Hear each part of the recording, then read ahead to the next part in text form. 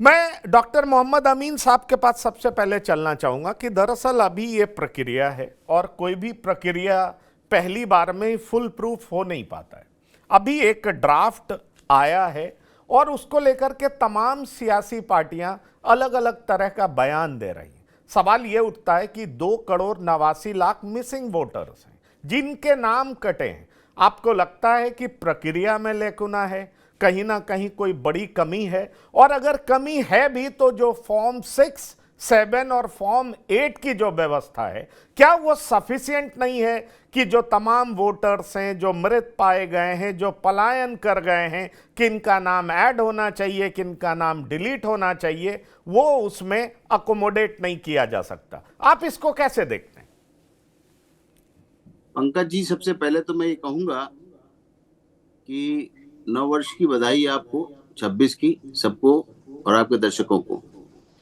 मैं एक चीज बताना चाहूंगा, और दुनिया भी जानती है, जनता भी जानती है, और आप लोग भी सभी जानते हैं, जो हमारे इलेक्शन कमीशन के स्टेक होल्डर्स हैं और वोटर्स भी हैं, वो सभी जानते हैं। क्या जानते हैं? 51 और 52 से चुनाव देश में हो रहे हैं।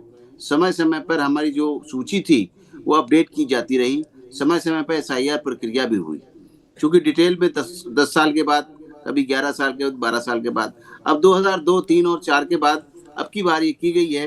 रीजन क्या है कि अपोजिशन पार्टियों का एक आरोप था कि हरियाणा, दिल्ली और महाराष्ट्र में अपोजिशन पार्टियों ने ये कहा कि ये जो रूलिंग पार्टी है उसके वोट जो है लाखों लाखों बढ़ा दिए गए हैं, और हमारे लाखों वोट जो हैं हमारे काट दिए गए हैं अपनी वोटर लिस्ट से। इस बात को लेकर मंथन किया गया, और महाराष्ट्र के बाद कमीशन ने विचार करने के बाद ये कहा कि एसआईआर प्रक्रिया में लेट हो रहा है, काफी दिन हो गया है, क्यों ना शुरू कर दिया जाए। और ये बिहार से शुरू कर दिया गया, सामने बिहार था। आपको याद होगा, इसी तरह से हमारी जो वोटर मशीन आई थी, ईवीएम, वो 2004 में शुरू हुई थी, कांग्रेस की गवर्नमेंट थी उस वक्त। ये केरला सामने इलेक्शन था स्टेट का, तो केरला से ये शुरू हुआ था एक्सपेरिमेंट, और पूरे देश में हुआ। इसी तरीके से एसआईआर की जब अभी बात हुई तो सामने बिहार था, बिहार में हुआ। और बिहार के अंदर आपने सुना होगा कि 65 लाख वोट काटे गए। उसके अंदर मरे हुए भी वोट थे, जो मर चुके हैं काफी दिन से, और जो माइग्रेट कर गए परमानेंटली, या जो शिफ्ट कर गए। और 22 लाख वोटों को सुना होगा आपने कि उसके अंदर ऐड भी किया गया और चुनाव हुआ सफलतापूर्वक। लेकिन उसमें आप ये मुझे बताइए, मैं आप लोगों से जानना चाहता हूं कि 65 लाख वोट कटने के बाद क्या 5 वोटर आए भी सामने जिन्होंने कहा कि हमारे साथ ये गलत हुआ है? ऐसा नहीं था। अब आप देखिए, अभी यूपी की बात है। यूपी सबसे बड़ा देश का सबसे बड़ा प्रदेश है। इसके अंदर सबसे ज्यादा वोटर है, इसके प्राइम मिनिस्टर भी यहाँ से भी हैं, और यहाँ से हमेशा प्राइम मिनिस्टर चुने गए हैं। और ये बड़ा सेंसिटिव स्टेट भी है, कहा जाता है जो डोमिनेट यहाँ करता है वही सेंटर में राज करता है। अब आप देखिए कि ये भी कहा गया, अभी इसमें आरोप लगाया गया इलेक्शन कमीशन के ऊपर कि भाई इन्होंने टाइम हमको ज्यादा नहीं दिया।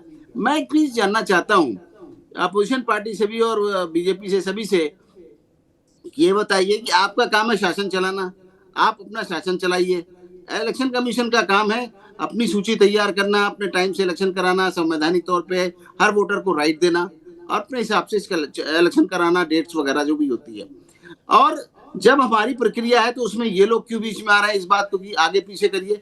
ये हमारा काम है अपनी लिस्टों को अपडेट करना, अपने टाइम से उसको इलेक्शन कराना, अपने टाइम से हर एक को व्यवस्था को ठीक रखना। इसमें बीच बीच में ये कहा गया कि ये इलेक्शन कमीशन की जो जल्दबाजी है उसकी वजह से हमारे जो बीएलओ से उनकी डेथ हो गई। अरे बीएलओ से सिंपैथी हमको है, आपको नहीं होना चाहिए। क्यों? क्योंकि आपका काम तो हो रहा है ना। इलेक्शन कमीशन जिस तरह करा रहा है, जैसे भी करा रहा है, वो पूरे देश के चुनाव कराता आ रहा है, 51-52 से करा रहा है और आज तक करा रहा है, और हमेशा होते हैं। ऐसा नहीं कोई पहली बार इलेक्शन हो रहे हैं।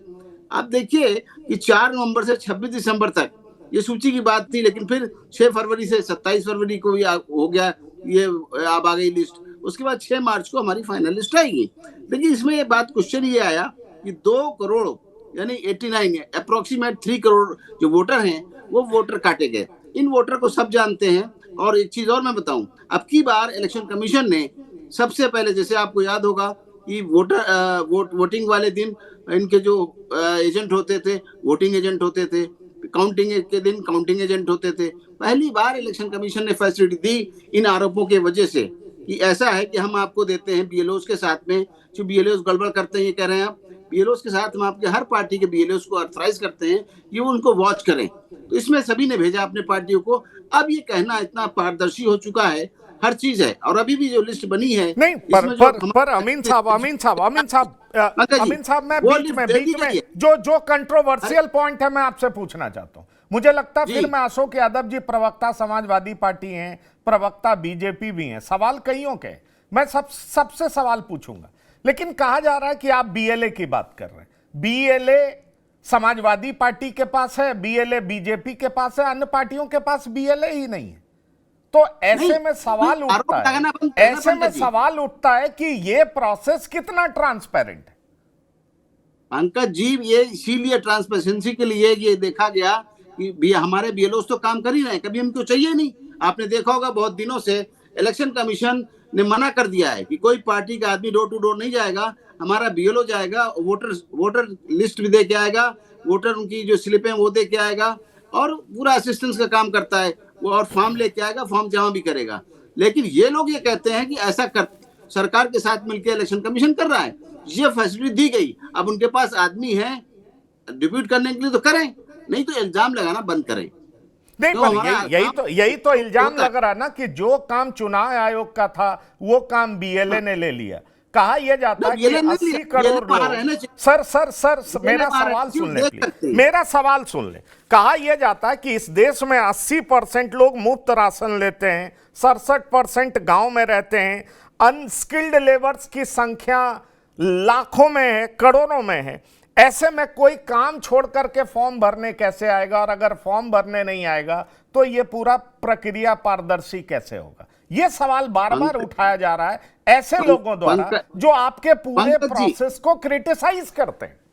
पंकज जी, मैं ये बता रहा हूं कि हमारा नौकर यहाँ से भाग गया, और हमने पूछा भाई कहाँ गए, बोले मैं अपने गांव गया हूं। मैंने क्यों, तुम्हारा तो यहाँ पर वोटर लिस्ट में नाम है। कहता हम अपने गांव इसलिए जा रहे हैं कि हमारी वहाँ प्रॉपर्टी है, यहाँ तो हम नौकरी करते हैं, कभी भी छोड़ सकते हैं, और ये हमें यहाँ नहीं कराना है, हम अपने गांव में कराएंगे। मैंने क्यों, कहता हमारी प्रॉपर्टी है, हमारी प्रॉपर्टी चली जाएगी इसलिए वहाँ रहना है, अदरवाइज हमको जो है डिटेंशन सेंटर में डाल दिया जाएगा। ये है, इसलिए आप सुनेंगे कि 12 लाख वोटर लखनऊ के कैपिटल के वहां से चले गए, कट गए वोट। कहाँ गए, सब गांव में अब चले गए अपने, क्योंकि गांव में भी था, शहर में भी था। ये चीज है। नहीं, आप इसको ऐसे देख रहे हैं, लेकिन जो पार्टियां, जो लोग आपको क्रिटिसाइज कर रहे हैं वो दूसरे तरीके से देख रहे हैं। पर आप बने रहिए, मेरे पास बहुत सवाल है सर, मैं आपसे करूंगा। समाजवादी पार्टी के प्रवक्ता हमारे साथ हैं। अभी आपने डॉक्टर मोहम्मद अमीन को सुना, वो क्या कह रहे हैं, और वो बता रहे हैं कि ये पूरी प्रक्रिया पारदर्शी है। तो सवाल ये उठता है, पूरी प्रक्रिया पारदर्शी है, फिर आप बीजेपी पर सवाल क्यों उठाते हैं? इलेक्शन कमीशन ऑफ इंडिया को इलेक्शन कमीशन ऑफ बीजेपी क्यों कहते हैं? और खास तौर पर अगर आप सियासी पार्टी हैं अशोक यादव जी, एसआईआर बिहार में मुद्दा नहीं बन पाया, तो उत्तर प्रदेश में आपको क्यों लगता है कि एसआईआर बड़ा मुद्दा होगा? और शायद आप इसीलिए जगह जगह पर बहुत सारे ऐसे बयान देते हैं जो इलेक्शन कमीशन ऑफ इंडिया को पूरे तरीके से कटघरे में खड़ा करता है। पंकज जी, आपने सवाल किया कि इलेक्शन कमीशन ऑफ इंडिया को इलेक्शन कमीशन ऑफ बीजेपी विपक्ष क्यों कहता है, तो इसका कोई एक एग्जाम्पल नहीं है। इसके लिए कम से कम दर्जनों एग्जाम्पल हम आपको दे देंगे कि जिसकी वजह से विपक्ष इलेक्शन कमीशन ऑफ इंडिया को इलेक्शन कमीशन ऑफ बीजेपी कहता है। रिसेंट एग्जाम्पल आपको देखना होगा, एसआईआर की वजह से कहता है अशोक यादव जी। एसआईआर ड्राफ्ट जो है उसको लेकर के भी आप कहते हैं इलेक्शन कमीशन ऑफ बीजेपी है, तो बीजेपी भी तो खुश नहीं है। बीजेपी भी कह रही है 4 करोड़ वोटर मिसिंग है और 85% हमारे वोटर हैं। और उस पर आपका जवाब होता है कि अगर बीजेपी इन जगहों से जीती है तो क्या ये 4 करोड़ फर्जी वोटर की मदद से जीती है? तो ये अपने आप में कॉन्ट्राडिक्टरी है। मैं यही सवाल तो आपसे करना चाह रहा हूं। हाँ जी जी, देखिए पंकज जी, सिर्फ एसआईआर की वजह से नहीं विपक्ष कहता है कि इलेक्शन कमीशन ऑफ बीजेपी, बहुत सारे कारण हैं। एक दो कारण अगर आप सरसरी से निगाह से देखेंगे तो बिहार का विधानसभा चुनाव में देखिए जिस तरह से पैसे बंटवाए गए, वो खुलेआम जो मोरल कोड ऑफ कंडक्ट का वायलेशन करते हुए बंटवाए गए। सेम उसी प्रक्रिया में अन्य राज्यों में, आंध्रा में और उड़ीसा में, उत्तर प्रदेश में, मध्य प्रदेश में, राजस्थान में तमाम योजनाओं को चुनाव आयोग बंद कर देता है, लेकिन बिहार में बदस्तूर 10,000 रुपए बांटे गए। इसलिए हम लोग कहते हैं इलेक्शन कमीशन ऑफ बीजेपी। हम लोग इसलिए कहते हैं कि उत्तर प्रदेश के बाईपोल इलेक्शंस में हम लोगों ने सैकड़ों वीडियो इलेक्शन कमीशन को साक्ष्य के साथ टैग किया, लेकिन कोई सिंगल एक्शन नहीं हुआ। हम लोग इसलिए इलेक्शन कमीशन ऑफ बीजेपी कहते हैं कि 2022 विधानसभा चुनाव में लगभग 18 से 19 हजार एफिडेविट्स हम लोग चुनाव आयोग को कंप्लेन करके दिए, सिंगल एक्शन नहीं हुआ। तो ये सिर्फ दर्जनों एग्जाम्पल है। अच्छा, दूसरी बात आपने सवाल किया कि नहीं, सॉरी, ये जो मोबिन साहब ने कहा, लखनऊ का एक एग्जाम्पल उन्होंने दिया कि 12 लाख वोटर लखनऊ के वो मूव कर गए गांव में। तो ये तो सिंपल मैथमेटिक है कि अगर कोई नंबर यहां से माइग्रेट करके कहीं जाता है तो सरप्लस दिखना चाहिए ना वहां पे। आप उत्तर प्रदेश में किसी जिले में, किसी गांव में, किसी बूथ पर सरप्लस आपने देखा है एसआईआर के बाद कि कहीं कोई मतलब वोटर सरप्लस हो गया? मुझे तो नहीं दिखा पंकज जी। हो सकता है इस पैनल में बैठे हुए किसको दिख गया, कोई नहीं जानता है। तो अगर माइग्रेट किया वोटर्स मेट्रोज से तो गांव में गया अपने, तो वहां पे रिफ्लेक्ट होना चाहिए ना। ये रिफ्लेक्शन क्यों नहीं हो रहा है? मुझे लगता है अमीन साहब जवाब देना चाह रहे हैं। अमीन साहब जवाब देना चाह रहे हैं। ये बहुत वैलिड क्वेश्चन है जी पंकज जी, कि वो वोटर जो थे जो मूव कर गए गांव में इसलिए कि वहां उनका वोट ना कटे, और यहाँ नहीं थे तो इसलिए यहाँ पे वोट कट गया, ये मैं कहना चाह रहा था। ऐसा नहीं है कि उनको वहां सरप्लस हो जाएंगे, वहां भी रजिस्टर थे, यहाँ भी रजिस्टर थे।